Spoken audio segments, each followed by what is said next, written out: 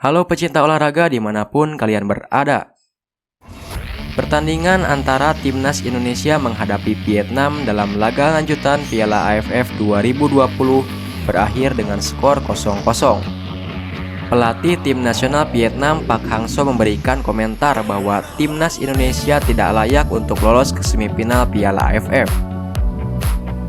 Sebelum kita lanjut pembahasan di video ini, alangkah baiknya kalian subscribe terlebih dahulu supaya tidak ketinggalan informasi yang saya berikan.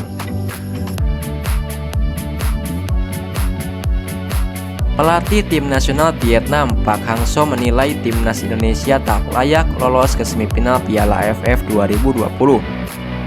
Penilaian itu berdasarkan strategi pelatih Timnas Indonesia Sintayong yang bertahan total saat menghadapi Vietnam pada Rabu 15 Desember malam kemarin. Berkat strategi tersebut, Timnas Indonesia menahan imbang Vietnam 0-0. Bahkan tak hanya Timnas Indonesia saja, Park Hang-seo juga menilai Malaysia tak layak lolos ke semifinal Piala AFF. Untuk Timnas Malaysia, mereka sempat menjadi bulan-bulanan Vietnam. Bertemu di pertandingan kedua Vietnam, Malaysia tumbang 0-3. Sebenarnya Malaysia dan Indonesia tidak layak lolos ke semifinal, kata Park Hang-seo usai laga tersebut.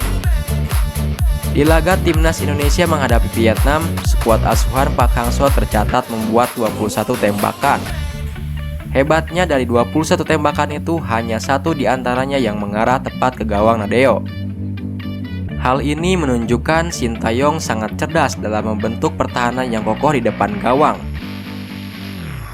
Dalam laga tersebut, Sintayong mengandalkan strategi 5-4-1. Dalam strategi ini, ada 3 bek tengah yang turun, yakni Rizky Ridho, Alfeandra Dewangga, dan Fahrudin Arianto.